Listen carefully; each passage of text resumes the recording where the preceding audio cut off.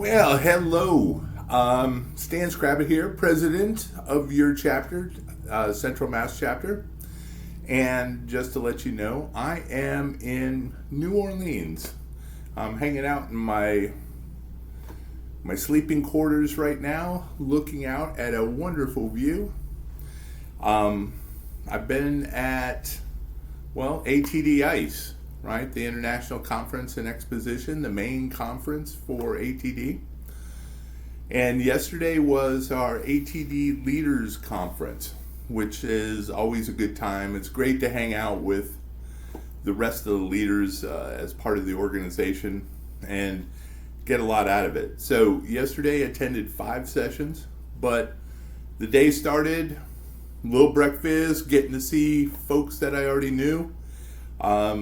Those connections are absolutely valuable. It's kind of uplifting getting around people that do the same things that you do. So it's one of the things I appreciate. So they challenge us to go out and find new ideas, new tools, and new connections. And already, I have checked them all off. That I have new ideas, new tools, and new connections. And I'm going to tell you a little bit about those. So let me run through my day. The first session that we had was Lead with Learning. And Lead with Learning, the Power of Professional Growth Series in your chapter. So this was from Lee Comerford, who came out of Nashville chapter and talking about their experiences. So she started off with an acronym, VUCA. And this is a term that came out of the United States Army War College about 20, 30 years ago. And it stands for volatile, uncertain, complex, ambiguous. So what does that have to do with anything? Well, if you remember about 4 years ago, we went through this thing called the COVID-19 pandemic, which was, we were dealing with a lot of uncertainty. A lot of folks lost jobs. A lot of businesses were closed. We had to become very flexible as part of our organization. We moved a lot of our training online. A lot of our programming went online. We were doing things that we did not do before, really, in a great way. And so we're still doing a lot of online training. Matter of fact, for some of us, that's our standard mode of operating anymore. We found that it ended up being a better experience in some cases, not always in all cases. So it's just getting the right mix. But for Nashville, they also stood up this Nashville Job Transition Program and developed out of it a professional growth series. And, this is getting me thinking, what can we do as far as our chapter? And there's some ideas that I have that I'll share as part of, what I'm sharing with you right now, kind of our daily rundown. And once again, I apologize for not doing this earlier, but I had tech issues last night. I recorded this whole video, but it didn't save. So apparently my storage was full. So bad on me for not checking that out, but we're doing it again. So anyways, because of the pandemic, a lot of folks lost their jobs. So their chapter started helping them reskill up in order to get jobs again. So, they did a community service, and this was kind of a theme that showed up in a number of different presentations that I sat in. So Leah was talking about how other chapters could do something similar. So she broke it into 4 areas, right? Decide, create, maintain, and evaluate. And that just repeat cycle in there. So in creating, their series started out as a bunch of coffee hour discussions, something similar to our Central Mash. And then it just kind of evolved out of that. And, it was a way to engage their membership. And and they started looking at what are the chapter and member benefits that are coming out of that. So I'm thinking for Central MASH, I love Central MASH because we get together and we get to chat and share ideas and really build a community. But can we take it to another level? What could we do to do that? What could we do to better support our instructional designers, our coaches, things like that? So one example was a special interest group that they had been using is called Small and Mighty. And, so I'm thinking, could we have a special interest group, similar, Small and Mighty,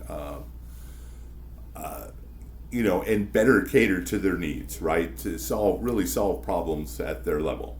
So anyways, that's something that thinking about. One of the things they did, in terms of developing this is they really branded it. So a lot of the, the advertisements, the images, they had that professional growth series firmly branded on there. So you could definitely tell that this was one type of program versus another. Then she swung into the create. First of all, who is going to do this? Who's going to be the point of contact? Who are the people that are going to be involved in this series? From somebody, if you're doing it virtually, who's a producer or facilitator, who's taking care of tech support, those kind of things. Who's designing the course? How frequent are you doing this, right? How, what is a sustainable amount? They're doing it 4 times a year. They have 4 topics and they spread out quarterly, right? So is that the right amount? Could it be done monthly? You have to figure out what's the frequency for your chapter and how you can sustain it. And then the format. They have 2 different formats they use, basically hour long. One is broken into 2 breakout sessions. Another one has just a single breakout session that is kind of front loaded with instruction, and then they do a breakout. So lots of interesting stuff. Then they talked about maintaining. So she talked about how to maintain this over the long haul, but also how to maintain it across the series. Right, so what's the structures in place? Do you have templates? Do you have kind of a workflow? We use Asana. Could we get that into a workflow? And how do you go about getting those resources, tools back in the hands of the people who are participating? So, session resources. One of the things that it captured my eye was in their image, how they listed the sponsors, which I thought was wonderful. So that's something I'm going to bring back to NEAC because we're doing that right now, but we're also looking for sponsors for our programming. Getting the word out. They use a concept called post party, which is something that we do, but now I have a name to it, right? So the likes, the shares, the comments, getting the members of the chapter to do that kind of right away and help to boost whatever post that you're out there. Okay, so all this has me thinking, how can I improve our Central MASH, right? How can I improve this? Could start out by just collecting those resources that we've been collecting and giving them more prominence, right?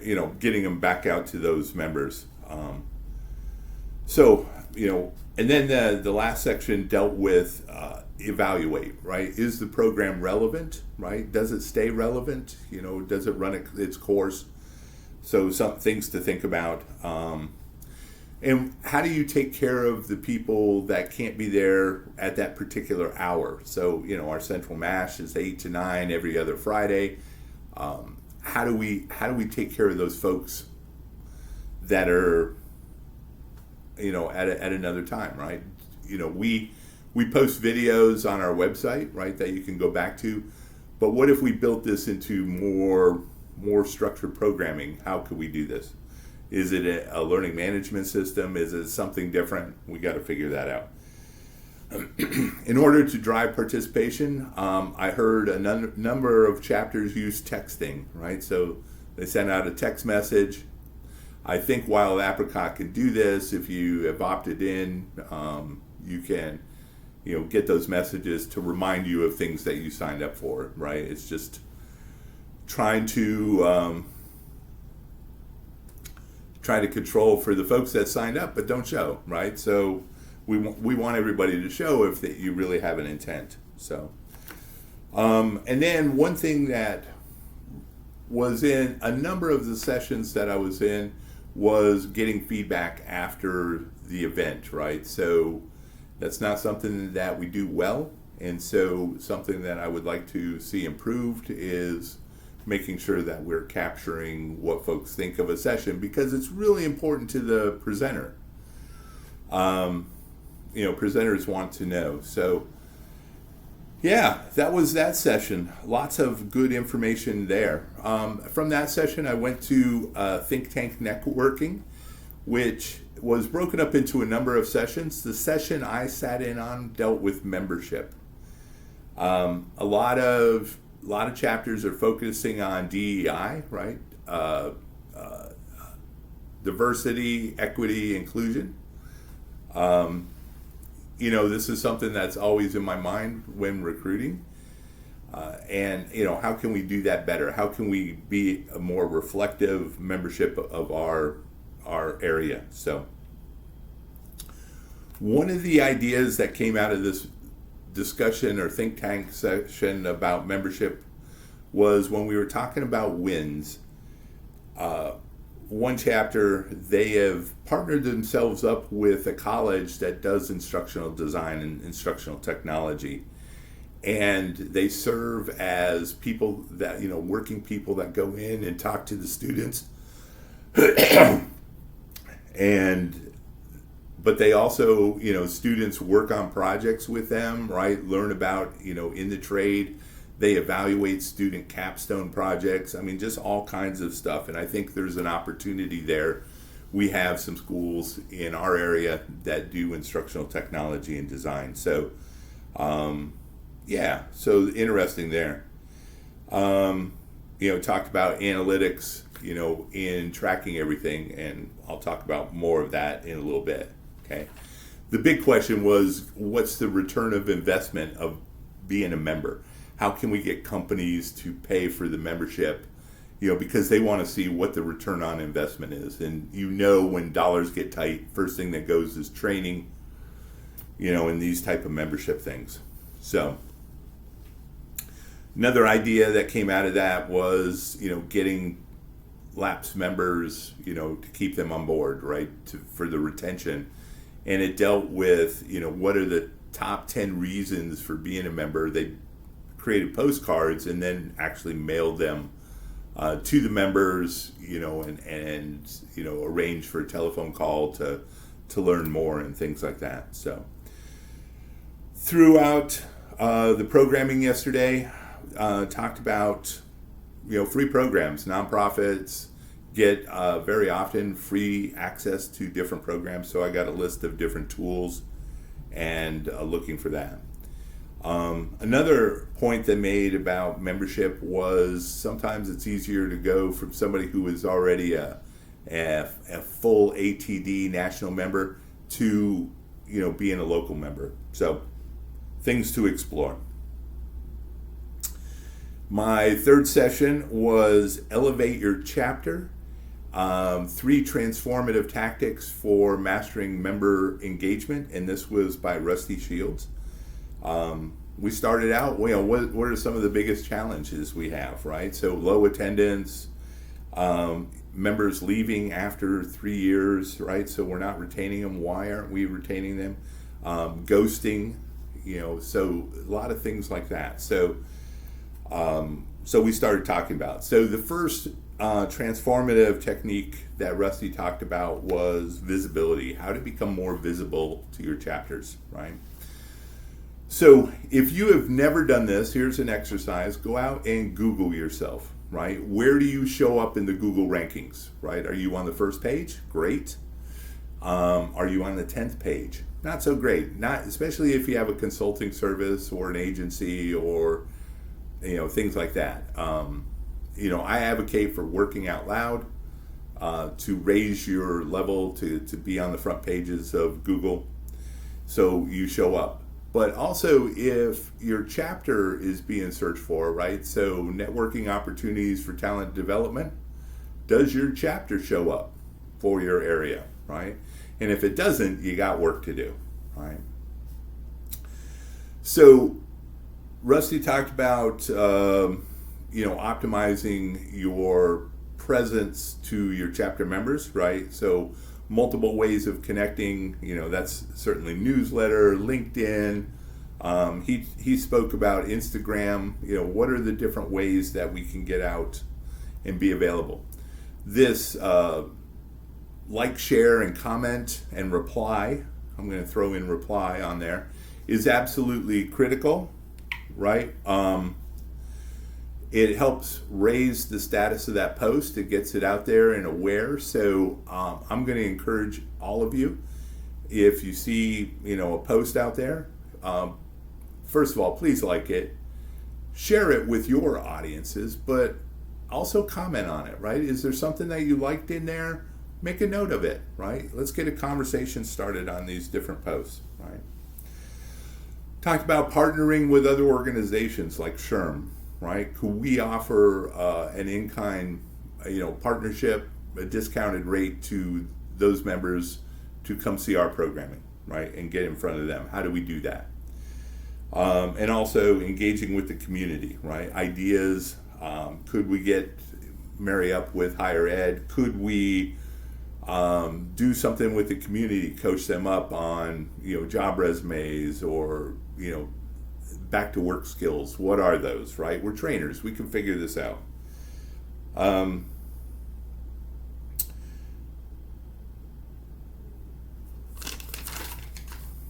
Then we come to transformative technique number 2, inclusion. Are our spaces, our training spaces inclusive, right?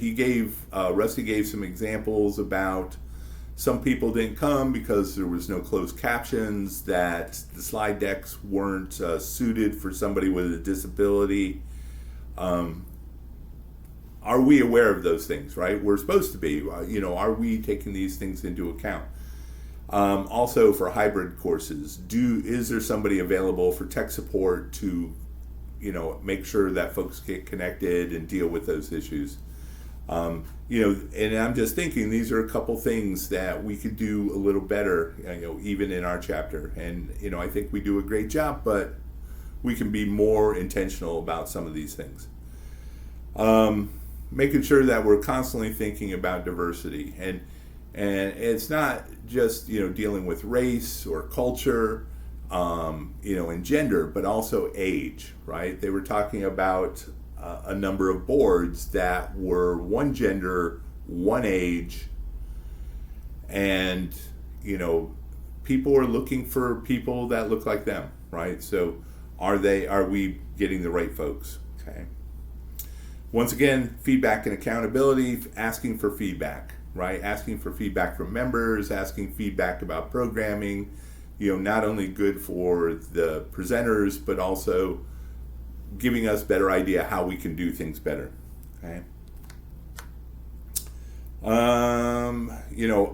Diversity, once again, do we have a diverse set of speakers, right?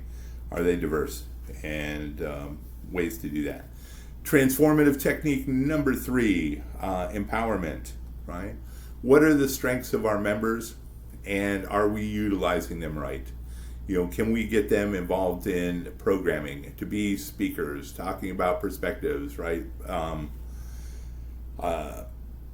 Getting them involved, helping out in different, parts of our programming. So those are certainly top of mind, and also recognition. How can we recognize our members better?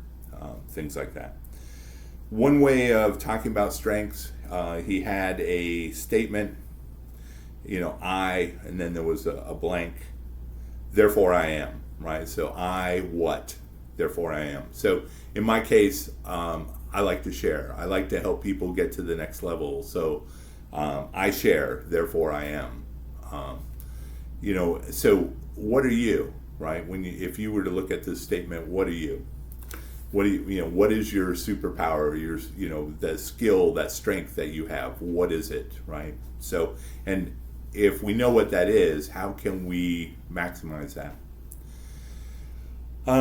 Big questions for that session. Why are members not participating, and are we offering enough, right? We have Central Mass twice a month, typically, right? Every other week.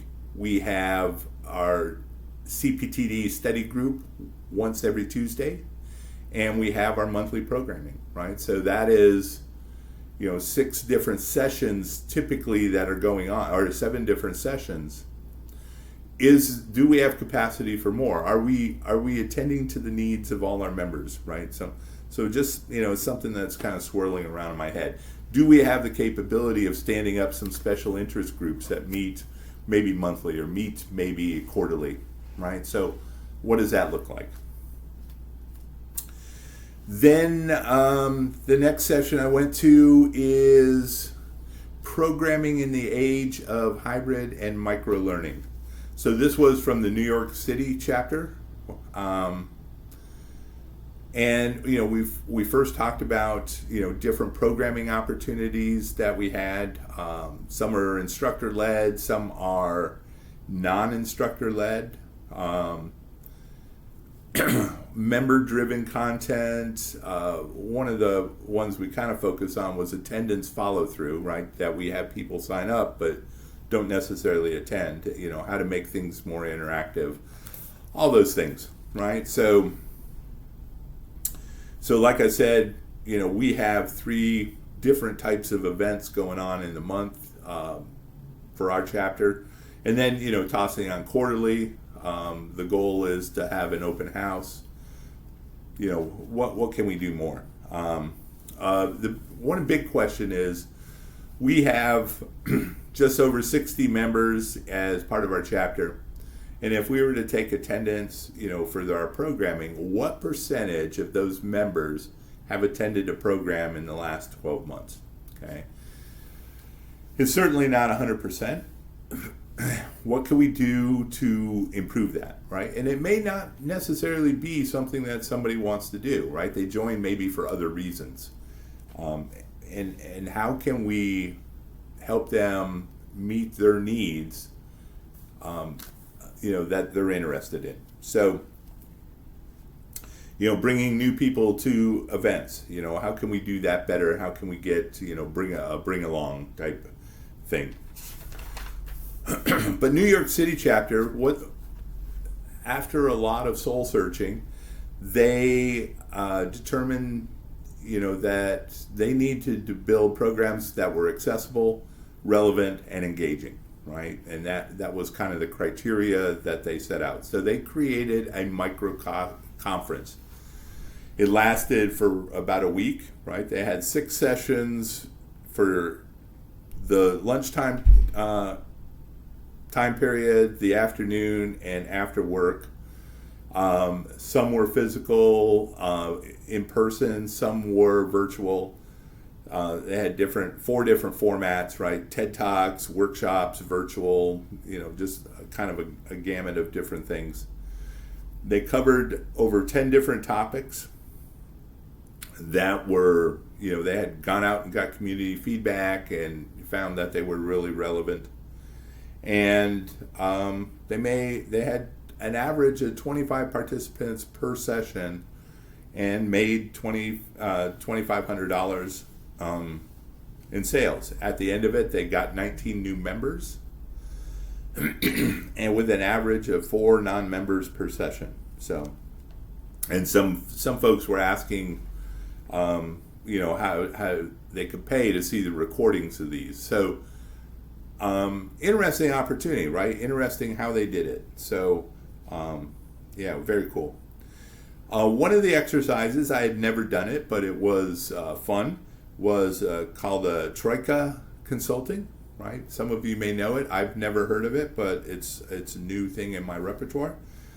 So you have one individual who has an issue that you want to resolve. The rest of the team, and there was 3 of us that were working together, were going to serve as consultants, right? And so you had certain criteria, but basically for 3 minutes, all you can do is ask that person questions. And so we focused on the accessibility, the relevancy, and the engagement, dealing with the questions that we had. And then after that 3 minutes, you had 5 minutes to collectively brainstorm solutions. What a fun exercise. It went quick, interesting, something that, I could buy into, right? Activity that I like to do. And we talked about the problems about attendance and stuff. And, one of the things that came out of the conversation was focusing on the funnel. So every aspect of the funnel, when your message goes out, how many people open that message, click on the link, right? And just each part of the funnel. And that funnel will help you identify where you have issues, where you need to maybe improve your messaging or, better follow up or something. And so that was kind of interesting. One of the questions asked, really in terms of this relevancy, is asking folks what's coming up for you. What is the issue that is ahead of you that you are concerned about, that you're losing sleep over, and how can we help, right? How can we help? So, great session. The last session that I attended was by Brittany Jenks, who came to speak at our chapter. She talked about accessibility. But in this session, she focused on being a chapter speaker, right? And some of the hurdles that go and how to make that experience better. I sat in because I've been going out and speaking with chapters, and I wanted to lend support because, yes, everything she said was true. Okay, so it starts at the process for signing up to be a speaker. All over the map, from email to web forms to PDF documents you got to fill out, Word documents, just kind of everything. How can we make that more frictionless, right? The other piece of that was, do we need all that info on the form, right? You're asking everything to include firstborn. Do we need it? Or do you need enough to get something in front of your board to make a decision, and then you would follow up asking for more information, right? So, one of the things that she put together is she has a list of all the chapters, and I'm like, yes, thank you, because I've been doing it and it's not been as smooth, right? So I've got a list now I can work with. She also provided a lot of other ideas on how a VP of programming could find speakers. That ATD has a speakers bureau, right, that we could tap into. There are other organizations that have their own speakers bureaus, and we need to potentially check those out. One of points that I made is I've applied to a number of chapters to speak, but I haven't ever heard from them, right? And so it's important that we respond, that you have more than one person watching the intake form to make sure that we're at least acknowledging that we got their information. So the importance of having a prep checklist, right, to take care of tech needs, how the session will run, Q&A time, speaker agreements, time zones, right? What's in it for us, right? Does the speaker provide something, and for the chapters, right? So, and then once again, feedback and follow-up. Right, we need to do this, and so that was my day. We finished it up, talking about do we do anything back for the speakers, like a gift card or something like that. Once again, something for us to think about as a chapter. But wonderful session. I was hoping to have this out last night, but I'll get it to you right away. Let me know what you think. Once again, I am going to be here for the next 4 days. So if there's something you want me to go focus on, let me know. Put it in the comments. I will be checking those. And if there's some information you want me to gather, let me know. Just let me know. Anyways, I will be back tonight with an update, and yeah, we're gonna see how this goes, and then I'm gonna work on my blog posts and things like that. So here we go. All right, my next sessions start here in a little bit, so I'm gonna get ready for that. Bye for now.